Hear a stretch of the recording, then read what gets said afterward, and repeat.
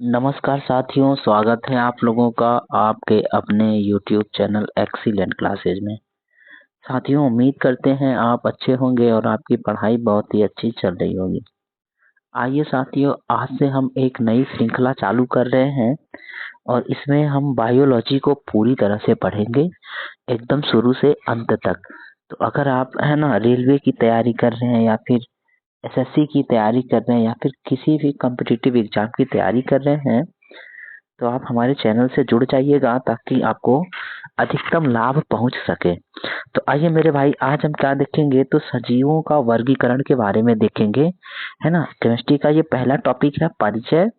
अब इसमें हम जीवों से परिचय करेंगे और उनका वर्गीकरण देखेंगे। तो अगर आप है ना चैनल पे नए हैं तो आपसे निवेदन है कि चैनल को सब्सक्राइब कर दीजिएगा और वीडियो को लाइक कर दीजिएगा। चलिए शुरू करते हैं। अब हम बात करेंगे मेरे भाई की जीव विज्ञान। आखिर ये जीव विज्ञान है क्या, है ना। तो इसे हम देख लेते हैं। देखिए, जीव विज्ञान किसे कहते हैं कि विज्ञान की वह शाखा जिसके अंतर्गत है ना सजीवों के जितने भी भौतिक, रासायनिक या फिर शारीरिक क्रिया है उनका अध्ययन किया जाएगा, वो सब आपका जीव विज्ञान के अंतर्गत आएगा। यानी जीव विज्ञान विज्ञान की वह शाखा जिसके अंतर्गत जीवों की शारीरिक रचनाएं, उनकी जैविक क्रियाओं आदि का अध्ययन किया जाता है, जीव विज्ञान कहलाता है। इतना ध्यान रखेंगे। अब बात यह है कि है ना जीव विज्ञान शब्द यानी बायोलॉजी शब्द के बारे में बात करेंगे कि बायोलॉजी जो है आपका किन दो शब्दों से मिलके बना है। तो बायोलॉजी दो शब्दों से बना है। एक तो है आपका बायोज, क्या है मेरे भाई, बायोज, और दूसरा है आपका लोगोज है। इसको ध्यान रखेंगे। तो बायोलॉजी दो शब्दों से मिलके बना है, एक है बायोज, दूसरा है लोगोज। बायोज का अर्थ होता है जीवन, क्या होता है मेरे भाई, जीवन। और लोगोज का अर्थ होता है अध्ययन, ठीक है। इसको ध्यान रखेंगे। यानी बायोलॉजी का अर्थ हो जाएगा जीवन का अध्ययन। इतना ध्यान रखिएगा, ठीक मेरे भाई। अब बात करेंगे हम, है ना, कि ये जो बायोलॉजी शब्द है इसका प्रयोग सर्वप्रथम किसने किया था। तो इतना ध्यान रखेंगे, बायोलॉजी शब्द का सर्वप्रथम प्रयोग लेमार्क व ट्रेविरेनस ने किया था। और कब किया था, तो 1801 में। इसको ध्यान रखेंगे। अब जीव विज्ञान हो गया, है ना, किसने प्रयोग किया था, तो बायोलॉजी शब्द का तो लेमार्क हो जाएंगे, और कौन हो जाएगा, ट्रेविरेनस। लेमार्क कहाँ के होंगे, तो फ्रांस के, और ट्रेविरेनस कहाँ के होंगे, तो ये आपके जर्मनी के हो जाएंगे। इतना ध्यान रखेंगे। तो जीव विज्ञान यानी बायोलॉजी दो शब्दों से मिलके बना है, बायोज प्लस लोगोज। बायोज का अर्थ होता है जीवन और लोगोज का अर्थ होता है अध्ययन, ठीक है। जो बायोलॉजी है वो ग्रीक भाषा का शब्द है, इतना भी ध्यान रखिएगा, ठीक मेरे भाई। अब देखिए, जीवन का अध्ययन ही क्या कहलाता है, बायोलॉजी कहलाता है। अब बात कर ले पहला, है ना, कौन सा व्यक्ति होगा बायोलॉजी शब्द का उपयोग किया था, तो लेमार्क हो जाएगा, और दूसरा कौन हो जाएगा, ट्रेविरेनस। कब किया था, तो 1801 में। इसको ध्यान रखेंगे। अब देखिएगा, अब बात ये आती है कि है ना क्या बोल रखा है, देखिए कि जीव विज्ञान को विज्ञान की एक शाखा के रूप में स्थापित करने के कारण, अब अरस्तु महोदय हैं, इन्होंने जीव विज्ञान को विज्ञान की एक अलग ही शाखा बना दिया था। इसको ध्यान रखेंगे। और इन्होंने एक बुक लिखा था, बुक का नाम क्या था, हिस्टोरिया एनिमेलियम।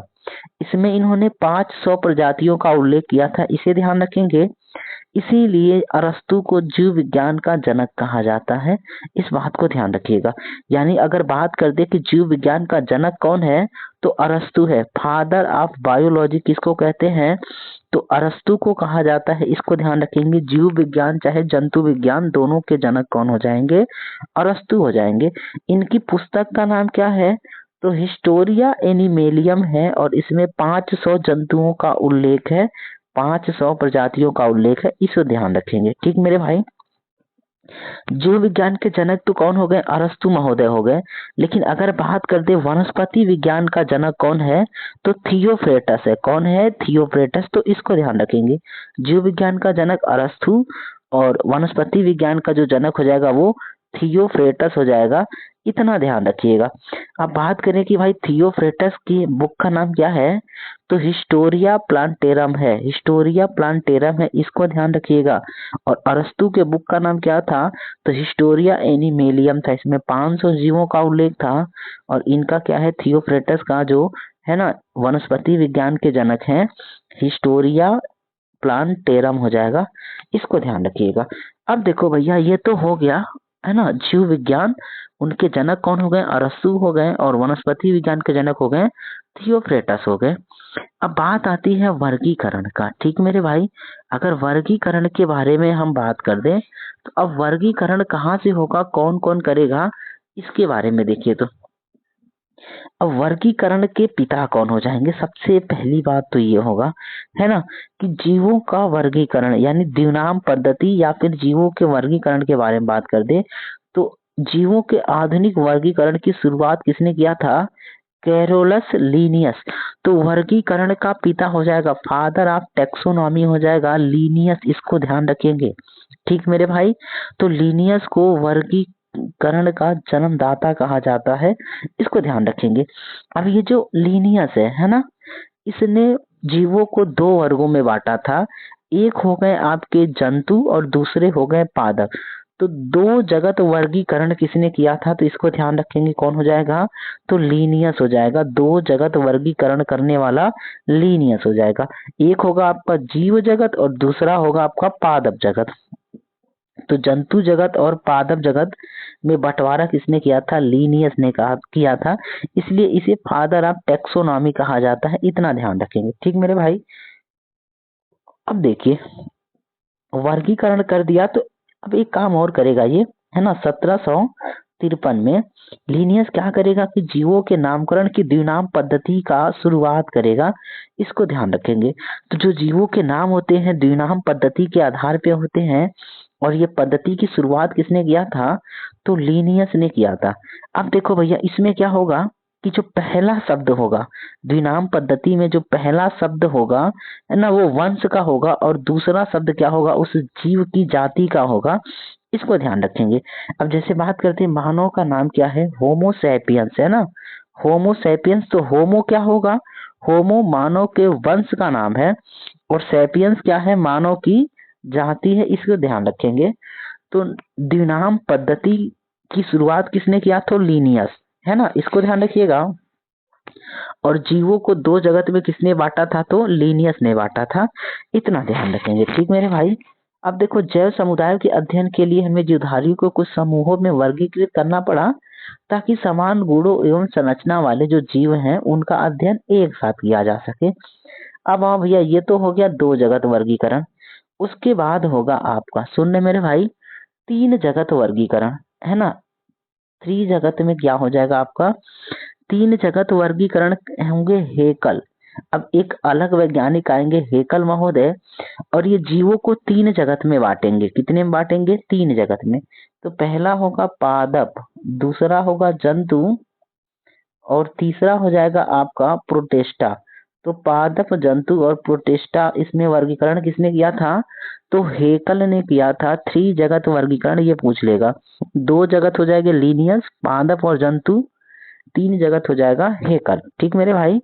उसके बाद अगर हम बात कर दें है ना कि चार जगत वर्गीकरण किसने किया था, चार जगत, तो चार जगत में हो जाएगा मेरे भाई कोपलैंड हो जाएगा, कौन हो जाएगा, कोपलैंड हो जाएगा, इसको ध्यान रखेंगे। अब ये जो कोपलैंड है ना, ये चार जगत में बांटा था। तो चार जगत कौन कौन से हो जाएंगे, एक तो पादप होगा यानी पादप, पादप, दूसरा हो जाएगा आपका जंतु, तीसरा हो जाएगा आपका प्रोटेस्टा, प्रोटेस्टा, और चौथा हो जाएगा आपका मोनेरा, समझ रहे ना, मोनेरा। ये कौन करेगा, तो कोपलैंड नामक व्यक्ति होंगे वैज्ञानिक, और ये चार जगत में बांटेंगे, पादप जंतु प्रोटेस्टा और मोनेरा में। उसके बाद आपका पांच जगत वर्गीकरण होगा, कितना होगा मेरे भाई, तो पांच जगत वर्गीकरण हो जाएगा। और पांच जगत वर्गीकरण किसने किया था, तो विटेकर ने किया था, इसको ध्यान रखेंगे। RH विटेकर इसको 5 जगत वर्गीकरण किया था।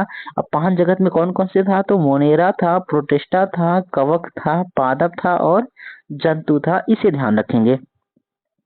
तो जो आधुनिक जीव विज्ञान में सर्वाधिक मान्यता प्राप्त है ना, जीवों के वर्गीकरण का, वो विटेकर के द्वारा दिया गया था और जीवों को इसने 5 जगत में बांटा था। इतना ध्यान रखेंगे, ठीक मेरे भाई। तो आधुनिक वर्गीकरण का जन्मदाता कौन होगा, विटेकर, ठीक मेरे भाई। और वर्गीकरण का जन्मदाता पूछ ले तो आपका कौन हो जाएगा, लीनियस हो जाएगा। इसको ध्यान रखेंगे। द्विनाम पद्धति वाला भी कौन हो जाएगा मेरे भाई, तो लीनियस हो जाएगा। इतना ध्यान रखिएगा, ठीक है। अब आइए अगर हम बात कर दें, है ना, कि 5 जगत में मोनेरा के बारे में बात करें, तो देखिए मोनेरा के बारे में अगर बात किया जाए कि मोनेरा क्या है, तो आप देखिएगा मोनेरा क्या होते हैं।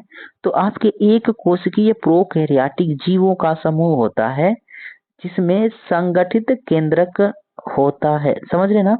यानी मोनेरा क्या होगा कि एक कोशिकीय प्रोकैरियोटिक जीवों का समूह होगा। एक कोशिकीय यानी एक कोशिकीय होंगे और क्या होंगे, प्रोकैरियोटिक। प्रोकैरियोटिक का अर्थ होता है कि कैरी ऑन, यानी कि ऐसे जीव जिनमें केंद्रक का विकास नहीं हुआ था, उसे ध्यान रखेंगे। उसको क्या बोलते हैं, प्रोकैरियोटिक बोलते हैं, ठीक है। ऐसे जीव जिनकी कोशिका में केंद्रक का विकास नहीं हुआ था उन्हें प्रोकैरियोटिक यानी केंद्रक के पहले वाले जीव, और यूकैरियोटिक का अर्थ होगा जिसमें केंद्रक होगा, उसे यूकैरियोटिक बोलते हैं। इतना ध्यान रखेंगे, ठीक मेरे भैया। तो अब ये क्या होंगे, मोनेरा, है ना, एक कोशिकीय प्रोकैरियोटिक जीव होंगे जिनमें केंद्रक नहीं होता है और ना ही अन्य कोशिकांगों का विकास होता है, ठीक मेरे भाई। इतना ध्यान रखेंगे। अब जब इसमें केंद्रक नहीं होगा तो केंद्रक झिल्ली भी नहीं होगा, इसे ध्यान रखिएगा, ठीक है। उसके बाद क्या होगा कि कुछ में कोशिका भित्ति पाई जाएगी और कुछ में नहीं पाई जाएगी, इतना ध्यान रखिएगा, ठीक मेरे भाई। अब ये जो मोनेरा होते हैं इनके पोषण स्तर क्या होगा, तो ये स्वपोषी, रसायन संश्लेषी या फिर प्रकाश संश्लेषी या फिर विषम पोषी या मृतोपजीवी ये जीव होते हैं, इसको ध्यान रखेंगे। यानी जो आपके मोनेरा है ना, ये स्वपोषी होंगे या फिर रसायन पोषी होंगे या फिर प्रकाश संश्लेषण करेंगे अथवा विषम पोषी होंगे, तो उसमें ये मृतोपजीवी होंगे या फिर परजीवी होंगे, ये कोई भी हो सकते हैं। अब इनका उदाहरण क्या होगा, तो जैसे आपके बैक्टीरिया हो गए, माइक्रोप्लाज्मा हो गए, ये किस में आते हैं, तो आपके मोनेरा में आते हैं। इतना ध्यान रखिएगा, ठीक मेरे भाई। यानी मोनेरा क्या है कि मोनेरा एक कोशिकीय प्रोकैरियोटिक जीवों का समूह है जिनकी कोशिकाओं में केंद्रक नहीं पाया जाता है। अब केंद्रक नहीं पाया जाएगा, ठीक है, तो इसको ध्यान रखेंगे। और इसमें जो डीएनए होता है वो कोशिका द्रव से केंद्रक कला द्वारा पृथक न होकर एक निश्चित आकार के, है ना, केंद्रक गाभ में होता है, इतना ध्यान रखेंगे। तो डीएनए केंद्रक पाया नहीं जाएगा तो केंद्रक में नहीं होगा, तो एक द्रव होगा, उसी द्रव में आपका डीएनए होगा लेकिन एक निश्चित आकार में वो फिक्स होगा, इसको ध्यान रखेंगे, ठीक मेरे भाई। अब देखो भैया, ये तो हो गया आपका मोनेरा। अब मोनेरा वाले क्या होते हैं, तो आपके स्वपोषी परपोषी दोनों होते हैं, ठीक है, रसायन पोषी भी हो सकते हैं, इतना ध्यान रखेंगे। ये मृतोपजीवी या फिर आपके परजीवी दोनों प्रकार के होते हैं। उदाहरण के रूप में बात कर लें तो बैक्टीरिया और माइक्रोप्लाज्मा क्या होंगे आपके, तो मोनेरा जगत के जीव होते हैं, इतना ध्यान रखिएगा, ठीक। अगला है आपका दूसरा जगत। दूसरा है आपका प्रोटिस्टा। क्या है मेरे भाई, प्रोटिस्टा के बारे में बात कर लें। अब प्रोटिस्टा क्या होंगे, तो इनको ध्यान रखेंगे, है ना। अच्छा, एक बार ध्यान रखिएगा, जो मोनेरा है वो आपके जीवाणु बैक्टीरिया लोग आते हैं, तो हम जो जीवाणु है उनके बारे में अलग से पढ़ेंगे, ठीक है। तो अभी आप केवल, है ना, 5 जगत वर्गीकरण है उनको मोटा मोटा देख लीजिएगा। जीवाणु के बारे में अलग से पढ़ेंगे तो अच्छा रहेगा, नहीं तो टॉपिक लंबा हो जाएगा, ठीक मेरे भाई। अब दूसरा हम बात कर दे किसके बारे में, तो आपका हो जाएगा, है ना, प्रोटिस्टा। प्रोटिस्टा क्या होंगे, तो इतना ध्यान रखेंगे, ये क्या होंगे मेरे भाई, तो एक कोशिकीय यूकैरियोटिक जीव होते हैं प्रोटिस्टा। अब यूकैरियोटिक होंगे तो यूकैरियोटिक का मतलब होता है कि ऐसे जीव जिनमें केंद्रक पाया जाता है। यानी वो भी एक कोशिकीय थे लेकिन केंद्रक नहीं था, और ये भी एक कोशिकीय होंगे लेकिन केंद्रक होगा, इसको ध्यान रखेंगे। तो प्रोटिस्टा में एक कोशिकीय यूकेरियोटिक जीव आते हैं जिनके, है ना, कोशिका के अंदर केंद्रक पाया जाता है। अब जैसे हम बात कर दें, अच्छा, कभी कभी ये बहुकोशिकीय भी हो जाते हैं, इसको ध्यान रखेंगे। जैसे जो समुद्री घास वगैरह हो गई ना, वो क्या हो जाएंगे आपके, तो प्रोटिस्टा में आते हैं, इतना ध्यान रखिएगा। अब देखो भैया, जो प्रोटिस्टा है वो जंतु एवं कवक जगत के बीच की कड़ी कही जाती है, इसको ध्यान रखेंगे। यानी जंतुओं और कवकों के बीच की कड़ी क्या है, तो प्रोटिस्टा है, ठीक है। और पादप और जंतु के बीच की कड़ी क्या होता है, तो कवक होता है, इसको ध्यान रखिएगा। तो अब देखो भैया, इस वर्ग के कुछ जीवों में गमन के लिए, है ना, सीलिया या फिर फ्लेलेंजा यानी फ्लैजेला नामक संरचना पाई जाती है। सीलिया मतलब आपका, है ना, आप समझ रहे हो, पूंछ पाया जाता है। जैसे अगर कोई जीव है, ये मान लीजिए जीव हो गया ना, तो ऐसे ऐसे पूंछ पाया जाएगा और ये पूंछों से ये आगे चलेंगे, तो इसे क्या बोलेंगे, सीलिया या फिर आपका हो जाएगा फ्लैजेला, ठीक है, इतना ध्यान रखेंगे। संरचना पाई जाएगी और इसी से ये गमन करते हैं।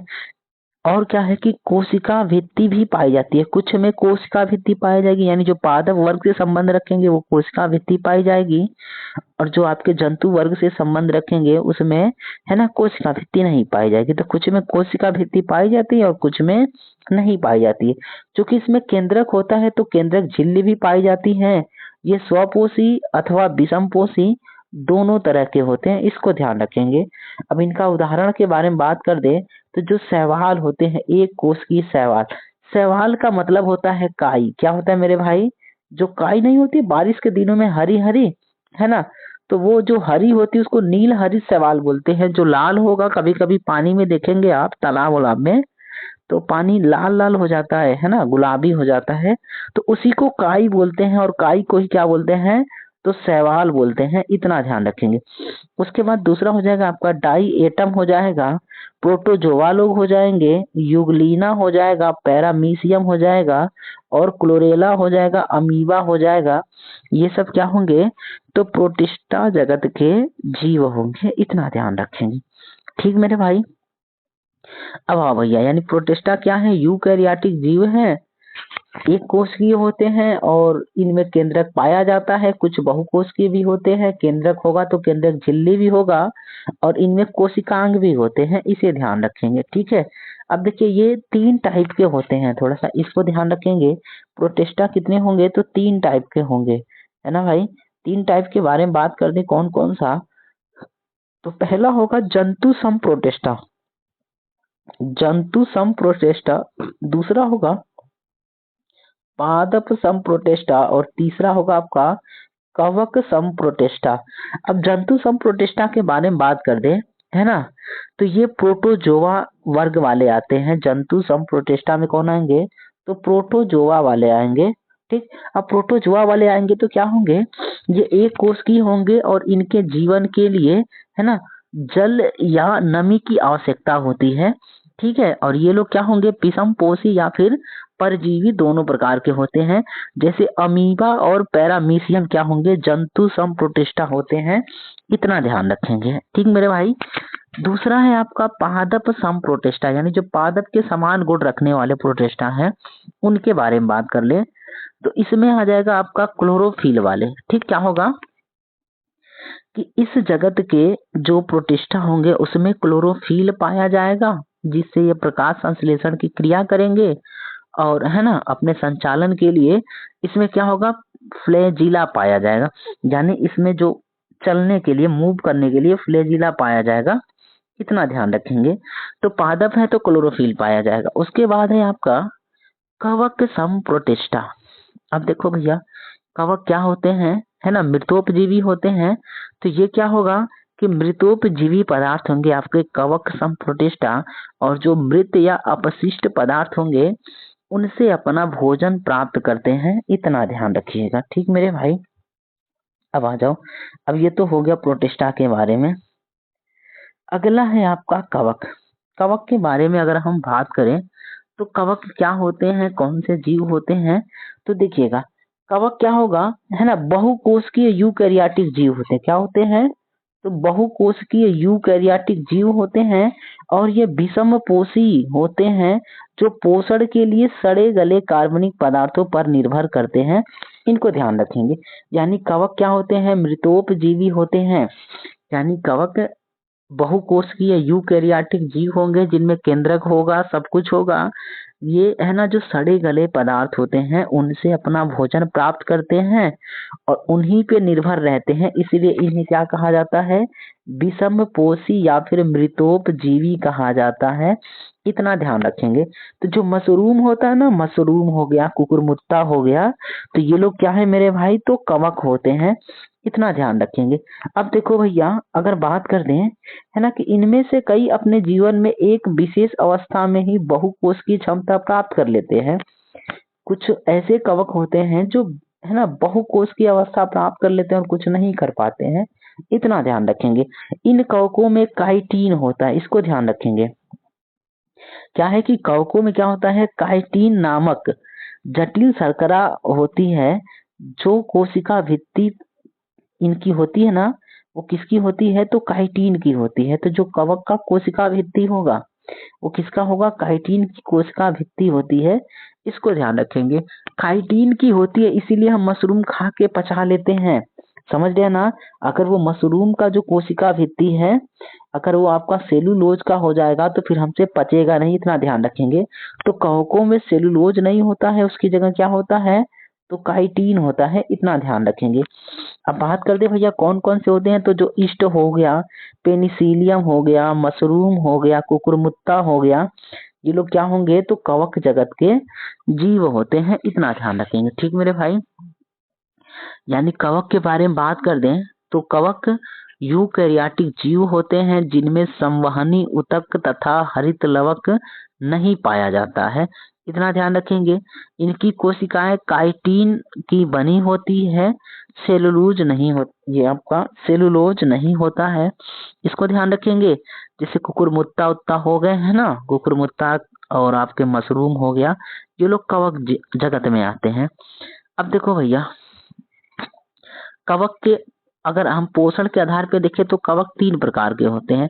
एक होगा आपका, एक हो जाएगा, है ना, सहजीवी। सहजीवी कवक कौन होंगे? तो जो लाइकेन और माइक्रोप्लाज्मा है, ठीक है, माइकोराइजा, उसको बोलते हैं सहजीवी। सहजीवी मतलब साथ जीने वाले, सहजीवी। एक ये हो गए। दूसरा आपका होता है परजीवी कवक। परजीवी कवक, तो परजीवी में आपका क्या हो जाएगा? एडोथिया पैरासीटिका या फिर पक्सिनिया, है ना, सिमिनिस हो जाएगा। इसको ध्यान रखेंगे। और तीसरा है मृतोपजीवी। तो मृतोपजीवी, अब जो मशरूम वशरूम हो गए ना, वो सब क्या हो जाएंगे? तो आपके मृतोपजीवी हो जाएंगे। इतना ध्यान रखिएगा। अब देखो भैया, ये तो हो गया कवक के बारे में। अब हम बात करते हैं पादप जगत। ठीक, पादप जगत के बारे में। अच्छा देखिए, कवकों का उपयोग थोड़ा देख लेते हैं कि कवक का उपयोग कहाँ कहाँ होता है। तो पहली बात तो भोजन के रूप में होता है, जो मशरूम की सब्जी हम लोग खाते हैं, है ना, वो कवक हो गया आपका। उसके बाद हो जाएगा उद्योग धंधे में। तो उद्योग में जो पनीर हो गया, पेनिसिलियम हो गया, इनके निर्माण में हो जाएगा। जो ईस्ट हो गया, एल्कोहल बनाना हो गया, तो कवकों से एल्कोहल भी बनाए जाते हैं। इसको ध्यान रखेंगे।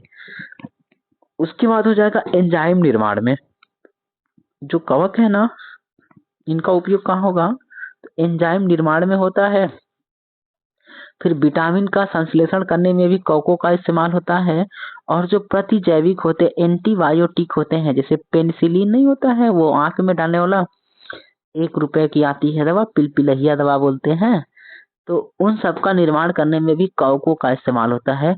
पेनिसिलिन हो गया, स्टो, है ना, स्ट्रेप्टोमाइसिन हो गया, नियोमाइसिन हो गया, टेरामाइसिन। टेरामाइसिन बुखार में पहले सब देते थे डॉक्टर लोग। तो ये सब बनाने में भी कवकों का इस्तेमाल किया जाता है। इतना ध्यान रखेंगे। अब कवकों से हानि के बारे में बात कर दे तो जो कवक है उनसे होने वाले जो रोग होंगे, वो है ना आपके, जैसे दमा हो गया, दांत खाद खुजली हो गया, नाखूनों में भूरापन हो गया, दिमागी बुखार हो गया, बालों का झड़ना हो गया, ये सब फंगस से कवक से होते हैं, इतना ध्यान रखेंगे। ठीक मेरे भाई, बाकी जब कवक पढ़ेंगे ना अलग से तो डिटेल में पढ़ लेंगे, अभी केवल हम क्लासिफिकेशन देख रहे हैं। अब आओ भैया, अब कौन सा है तो पादप के बारे में बात करेंगे। पादप जगत क्या है ना कि पादप जगत की जो कोशिका होती है उसके बारे में बात करें तो पादप जगत के अंतर्गत पृथ्वी के जैव मंडल में उपस्थित सभी प्रकार के पादप सम्मिलित किए जाते हैं। जितने पौधे हैं ना वो सब पादप जगत में आते हैं। पादप क्या होते हैं तो यूकैरियोटिक बहुकोशिकीय जीव होते हैं। क्या होंगे मेरे भाई तो यूकैरियोटिक बहुकोशिकीय जीव होते हैं पादप, इतना ध्यान रखेंगे। और ये क्या होते हैं तो स्वपोषी और प्रकाश संश्लेषण वाले होते हैं। प्रकाश संश्लेषण की क्रिया के द्वारा ये स्वयं भोजन बनाते हैं। इनमें क्लोरोफिल पाया जाता है, इसको ध्यान रखेंगे। तो क्लोरोफिल धारक सभी पौधे इस वर्ग में आते हैं पादप में, यानी जिनके अंदर क्लोरोफिल पाया जाएगा ना वो सब क्या होते हैं तो पादप की श्रेणी में आएंगे, इतना ध्यान रखेंगे। ठीक है, अब जो इनके उत्तक होते हैं है ना, तो इनके उत्तकों का निर्माण क्या होगा, उत्तकों एवं विभिन्न अंगों का निर्माण सेलुलोज से होता है, इसको ध्यान रखिएगा। तो पादप जगत को मुख्य 3 भागों में बांटा गया है। एक है थैलोफाइटा, दूसरा है ट्रैकियोफाइटा और तीसरा है ब्रायोफाइटा। थैलोफाइटा क्या होगा कि विभेदन रहित पादप शरीर, यानी जो एक ही होते हैं उसको थैलोफाइटा बोलते हैं। थैलमस के रूप में बोले तो है ना एकदम से गोल के होंगे, एक ही। ठीक, वो थैलोफाइटा हो गया। दूसरा हो गया आपका ट्रैकियोफाइटा, इनमें संवहनी ऊतक पाया जाता है, इसको ध्यान रखेंगे। अब ट्रैकियोफाइटा भी आपके 3 प्रकार का होता है। एक टेरिडोफाइटा यानी बीज रहित, दूसरा होगा जिम्नोस्पर्म है ना खोल रहित बीज वाले, और तीसरा होगा एंजियोस्पर्म खोल युक्त बीज वाले। अब एंजियोस्पर्म भी 2 प्रकार का होता है ना, एक बीजपत्री और द्विबीजपत्री, इसको ध्यान रखेंगे। और जो तीसरा है वो बायोफाइटा है, विशिष्ट संवहनी ऊतक पाया जाता है, इतना ध्यान रखेंगे। अब देखो भैया, ये तो हो गया मोटा मोटा देख लिए। बात करेंगे हम जंतु जगत के बारे में। ठीक मेरे भाई, ठीक, तो जंतु जगत के बारे में अगर हम बात करें तो जंतु क्या होते हैं इस वर्ग में, ध्यान से देखिएगा है ना। जंतु जगत के बारे में, ये कुछ ज्यादा ही बड़ा हो गया क्या, चलिए।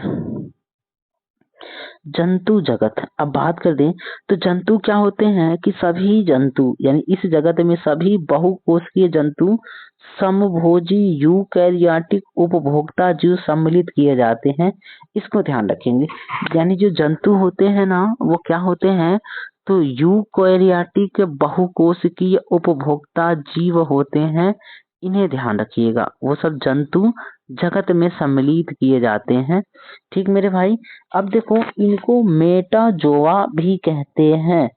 ठीक है, जैसे आपका हाइड्रा हो गया, जेलीफिश हो गया, कृमि हो गया, सितारा मछली, सरीसृप हो गया, उभयचर हो गया, पक्षी वर्ग हो गया, स्तनधारी जीव हो गए, मनुष्य हो गए, भेड़ बकरी कुकुर बिलार, ये सब क्या होंगे तो जंतु होते हैं, इतना ध्यान रखेंगे। ठीक मेरे भैया, अब देखो जरा थोड़ा जंतुओं के बारे में थोड़ा सा बात कर लेते हैं, है ना, कि जो जंतु जगत है उसके बारे में। ठीक मेरे भाई, तो जंतु जगत क्या होते हैं, एक कोशिकीय या फिर बहुकोशिकीय यूकैरियोटिक जीव होते हैं और लगभग 10 लाख से अधिक प्रजातियां जंतुओं की पाई जाती है। जंतु जगत को मुख्य 2 भागों में बांटा गया है। एक है एनाइमा, एनाइमा है क्या है मेरे भाई तो एनाइमा, जानते हैं ना, एनाइमा।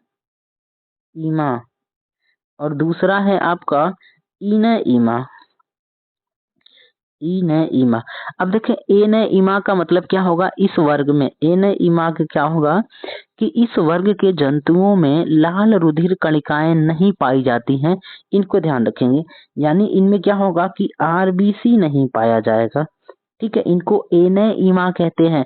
इनका खून लाल नहीं होता है, जैसे मोलस्का, सिलेंड्रेटा, अकशेरुकी जीव इसमें आते हैं, इसको ध्यान रखेंगे। और जो इनइमा है ना उसमें क्या होगा आपका आरबीसी पाया जाता है, और इसमें कौन से आएंगे तो कशेरुकी जीव आ जाएंगे, जिनकी हड्डियां होती है, रीढ़ की हड्डियां होती हैं, है ना, तो लाल खून वाले जीव इने ईमा में पाए जाते हैं। तो सफेद खून वाले और एक लाल खून वाले, इनको ध्यान रखेंगे। अब देखो भैया, इने ईमा को भी दो भागों में बांटा गया है, इसको भी दो भागों में बांटा गया है। एक है आपका कौन सा है ना भाई, एक है आपका जरायुज, यानी जरायुज मतलब बच्चे देने वाले, और दूसरा हो जाएगा आपका अंडयुज, अंडा देने वाले। यानी जरायुज का मतलब होगा कि ऐसे जीव जो बच्चे देते हैं उसको जरायुज बोलते हैं, जरायुज। और ऐसे जीव जो अंडे देते हैं उसको अंडयुज बोलते हैं, इतना ध्यान रखेंगे। ठीक मेरे भाई। अब देखो जरा, ये तो हो गया आपका इने ईमा यानी जंतु जगत। अब जंतु जगत का आधुनिक वर्गीकरण दो भागों में किया गया है। एक तो है आपका उपजगत प्रोटोजोआ और दूसरा हो जाएगा उपजगत मेटाजोआ। एक प्रोटोजोआ हो जाएगा, आधुनिक की बात कर दे तो प्रोटोजोआ लिखा नहीं जा रहा है, और दूसरा होगा मेटाजोआ, इसको ध्यान रखेंगे। ठीक है, तो प्रोटोजोआ और मेटाजोआ। अब बात करते प्रोटोजोआ क्या होते हैं, है ना। प्रोटोजोआ के अंतर्गत अत्यंत सूक्ष्म एक कोशिकीय यूकैरियोटिक तथा विषम पोषी जीव को सम्मिलित किया जाता है। ठीक है, और ये जो प्रोटोजोआ वाले जीव होते हैं इनमें लैंगिक और अलैंगिक दोनों प्रकार से प्रजनन होता है, इतना ध्यान रखेंगे। तो जो प्रोटोजोआ होता है इनसे कुछ रोग होते हैं, जैसे आपका मलेरिया हो गया, पेचिस हो गया, पायरिया हो गया, निद्रा रोग हो गया, है ना। प्रोटोजोआ से होने वाले रोग का एक आपका ट्रिक है, पापा काम पे सोते हैं। ठीक है, तो वो सब आपको बाद में देखेंगे जब हम लोग है ना रोग के बारे में पढ़ेंगे, उनको ध्यान रखेंगे। अब आओ भैया मेटाजोआ में देखो, तो मेटाजोआ में आपके बहुत सारे जीव आते हैं। मेटाजोआ के अंतर्गत क्या होगा कि बहुकोशिकीय जीव आते हैं, बहुकोशिकीय जीव आते हैं जिनमें कोशिकाएं ऊतकों एवं अंगों के रूप में व्यवस्थित होती हैं। वो लोग किस में आएंगे, तो मेटाजोआ में। और जो आपके एक कोशिकीय हैं वो प्रोटोजोआ में आते हैं। ठीक भाई, अब देखो जरा, ये तो हो गया। अब जो मेटाजोआ है उसको कई भागों में बांटा गया है। तो एक है आपका संघकार डेटा। ठीक है तो बहुत सारे भाई पढ़ने के लिए, है ना। तो अभी हम मोटा मोटा देख रहे हैं, बाकी सब डिटेल में देखेंगे। तो एक है आपका संघकार डेटा, संघकार डेटा। अब संघकार डेटा के बारे में बात करें तो ये कौन से होते हैं, ये लिखा नहीं जा रहा है, थोड़ा सा आप समझिएगा। संघकार डेटा, ये डे और ये टा है। ठीक, अब संघ का डेटा के बारे में बात करें तो संघ का डेटा सबसे विशिष्ट वर्ग है, क्योंकि इसके अंतर्गत मानव तथा जानवरों को सम्मिलित किया जाता है। यानी ऐसे जीव जो मानव और जानवर दोनों को सम्मिलित कर लेते हैं, वो कौन होता है, आपका संघकार डेटा होगा, इसको ध्यान रखेंगे। और इस संघ के जो जीव होते हैं उनमें तंत्रिका तंत्र और पाचन तंत्र उपस्थित होता है संघकार डेटा में। ठीक मेरे भाई, संघकार डेटा को दो भागों में बांटा गया है। आपका एक होगा अकशेरुकी और दूसरा होगा कशेरुकी। अकशेरुकी का मतलब जिनमें आपके है ना रीढ़ की हड्डी नहीं पाई जाती है उसको अकशेरुकी कहते हैं, अकशेरुकी। और दूसरा होगा कशेरुकी, कशेरुकी। कशेरुकी में वो होंगे जिनमें रीढ़ की हड्डी पाई जाती है, उनको कशेरुकी जीव कहते हैं। यानी कशेरुकी में क्या होगा, इस समूह के जीवों में पूर्णतया विकसित कंकाल तंत्र, तंत्रिका तंत्र सब कुछ होता है, इसको ध्यान रखेंगे। और जो इनका शरीर होता है वो ऊतकों एवं अंगों से विकसित होता है। अब कशेरुकी में कौन आएगा, तो मत्स्य वर्ग, यानी जो मछली होते हैं, जलीय जीव हो गए, उभयचर हो गए, सांप हो गए, रेंगने वाले रेप्टाइल सरीसृप हो गए, पक्षी वर्ग हो गए, और स्तनधारी ये किस में आएंगे, कशेरुकी, जिनमें रीढ़ की हड्डी होती है। सिंपल इतना ध्यान रखेंगे, कशेरुकी मतलब जिनमें रीढ़ की हड्डी होती है। तो मत्स्य वाले आ गए, मछली वाले यानी जलीय जीव। उसके बाद आ जाएंगे आपके कौन से, है ना, उभयचर वर्ग हो जाएगा। उसके बाद हो जाएगा आपका सरीसृप, सांप, है ना, यानी रेंगने वाले जीव, पक्षी वर्ग, उड़ने वाले, और स्तनधारी बोले तो जानवर और मनुष्य हो जाएंगे। किसमें आएंगे, तो कशेरुकी में आ जाएंगे, इतना ध्यान रखेंगे। ठीक मेरे भाई, चलिए तो उम्मीद करते हैं ये सब बात आपको समझ में आई होगी। अगर आपको है ना वीडियो पसंद आए तो आप चैनल को सब्सक्राइब जरूर करिएगा, वीडियो को लाइक कर दीजिएगा और अपने मित्रों में शेयर कर दीजिएगा। अब हम कुछ महत्वपूर्ण जनकों के बारे में देखेंगे कि कौन सा व्यक्ति है ना किसका जनक कहा जाता है। आइए तो देख लेते हैं भाई। अगर बात कर दें हम है ना कि आधुनिक क्या बोल रखा है, आधुनिक वर्गीकरण का जनक किसे कहा जाता है, तो लीनियस को। यानी वर्गीकरण का फादर कौन हो जाएगा, तो लीनियस हो जाएगा। ठीक है।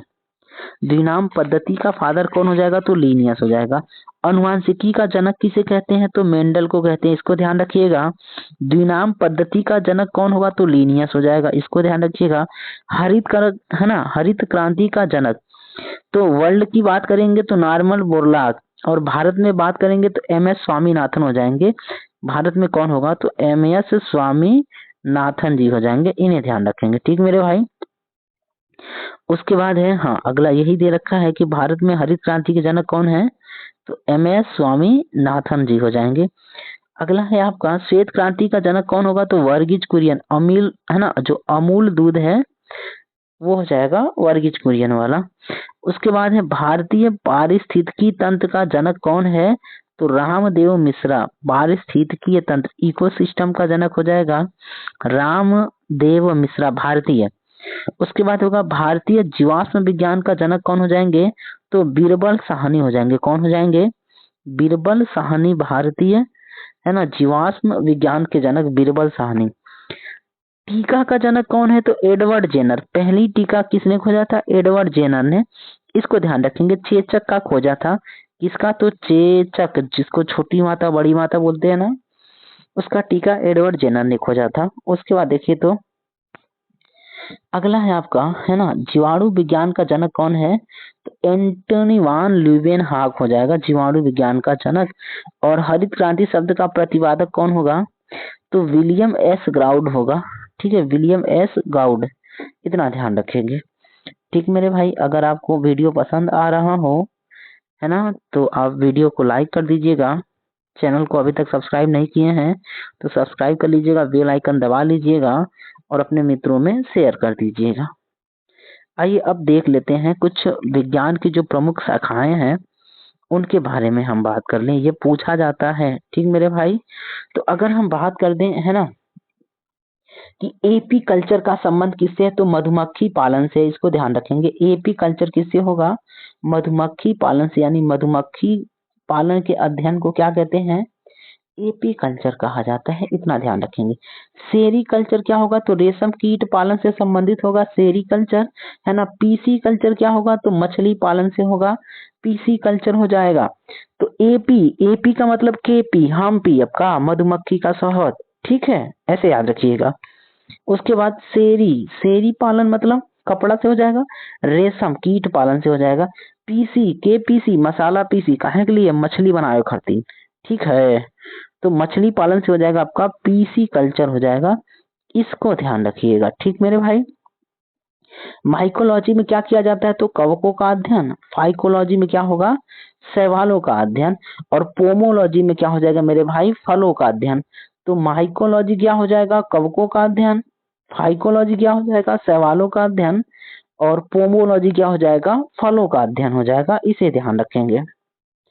उसके बाद बात करते हैं हम है ना ऑर्निथोलॉजी की बात कर दें तो पक्षियों का अध्ययन क्या कहलाता है, ऑर्निथोलॉजी। और सलीम अली को क्या कहा जाता है भारत में, है ना फादर ऑफ पक्षी, यानी पक्षियों का बाप। इसको ध्यान रखेंगे।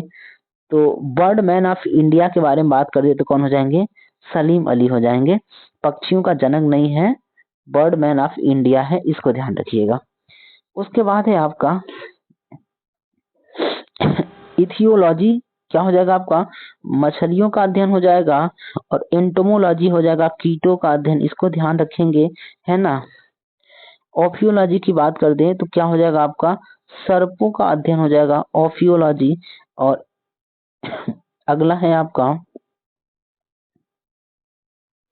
एनाटोमी की बात कर दें तो एनाटोमी में क्या होगा कि जंतुओं के विभिन्न अंगों के आंतरिक संरचना का अध्ययन किया जाता है एनाटोमी में। अगला आपका सीटोलॉजी, सीटोलॉजी क्या होगा मेरे भाई, है ना तो कोशिकी अंगों की संरचना एवं उसका अध्ययन किया जाता है सीटोलॉजी। कुल मिला के क्या है, कोशिका का अध्ययन किसमें होगा, सीटोलॉजी में। इकोलॉजी में क्या होता है, तो पर्यावरण का अध्ययन होता है, इसको ध्यान रखेंगे, है ना। इकोलॉजी पारिस्थितिकी विज्ञान कहलाता है, ठीक मेरे भाई। उसके बाद है आपका एम्ब्रियोलॉजी। एम्ब्रियोलॉजी हो जाएगा पादप और जंतुओं के भ्रूणों के विकास से संबंधित अंगों एवं उसकी रचना एवं कार्य का अध्ययन किया जाता है एम्ब्रियोलॉजी। तो जो भ्रूणों का अध्ययन है इसको ध्यान रखेंगे, भ्रूणों का अध्ययन क्या कहलाता है, एम्ब्रियोलॉजी कहलाता है, इतना ध्यान रखिएगा। अगला है आपका जेनेटिक्स। जेनेटिक्स में क्या होता है मेरे भाई, तो जेनेटिक्स में होगा अनुवांशिकी का अध्ययन, क्या कहलाएगा, जेनेटिक्स कहलाएगा, इसको ध्यान रखेंगे। उसके बाद है पेलेंटियोलॉजी। पेलेंटियोलॉजी में क्या होगा, तो जीवाश्मों का अध्ययन कहलाता है पेलेंटियोलॉजी, यानी जीवाश्म विज्ञान हो जाएगा। टेक्सोनॉमी क्या होगा, वर्गीकरण, है ना। तो जीवों और पादपों का जो वर्गीकरण है वो किसके अंतर्गत होगा, तो टेक्सोनॉमी के अंतर्गत होगा, इसको ध्यान रखेंगे।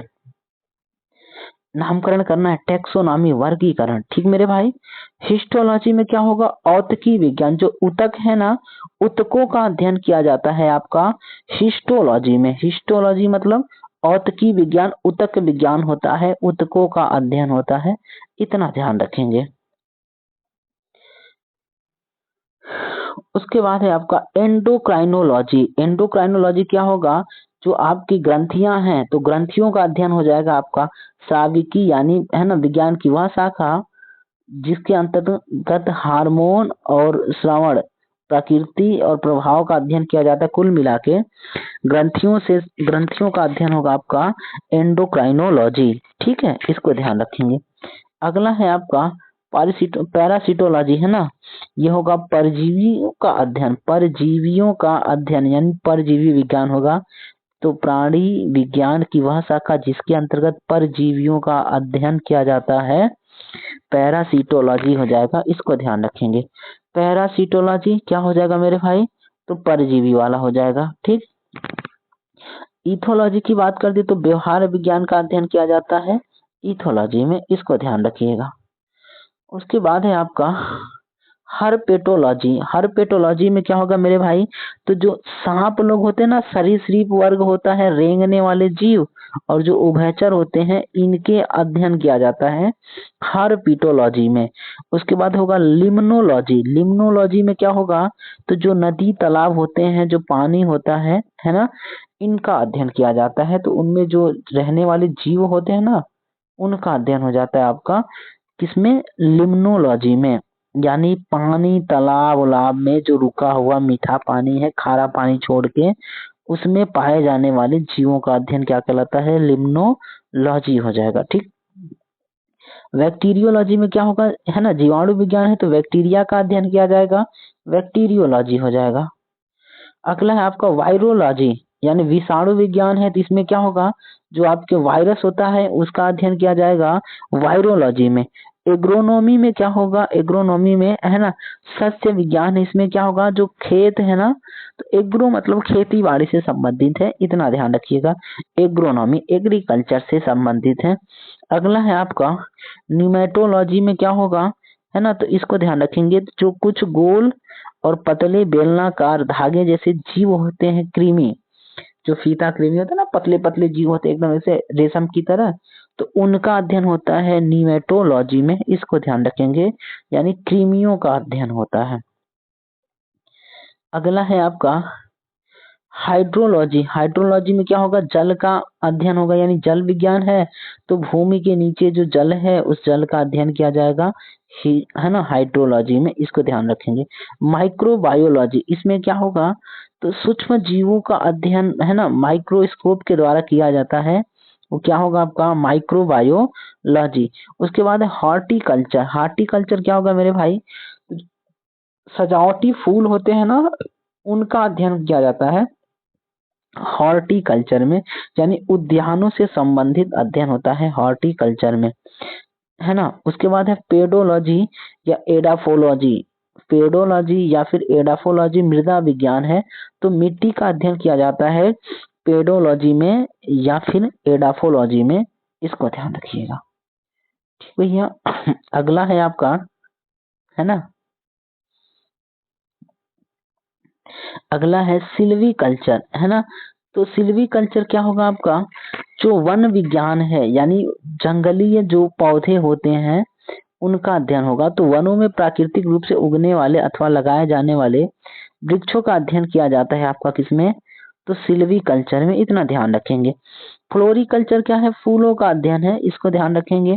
फ्लोरिकल्चर में क्या होता है, फूलों का अध्ययन कहलाता है। उसके बाद है लेरिंगोलॉजी, इसमें क्या होगा, जो स्वर रज्जु है ना उसका अध्ययन किया जाता है, स्वर रज्जु लेरिंगोलॉजी। ठीक। अगर वीडियो पसंद आए तो लाइक करिएगा, चैनल को सब्सक्राइब कर दीजिएगा। ठीक मेरे भाई।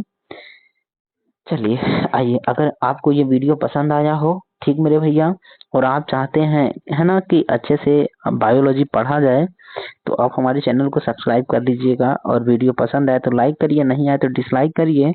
जो आपके सुझाव हों वो कमेंट बॉक्स में जरूर लिख दीजिएगा। इसी के साथ वीडियो देखने के लिए आपका बहुत बहुत धन्यवाद। Thanks for watching. आपका दिन शुभ हो, आपके सारे मनोरथ पूरे हों। नमस्कार। जय श्री राम।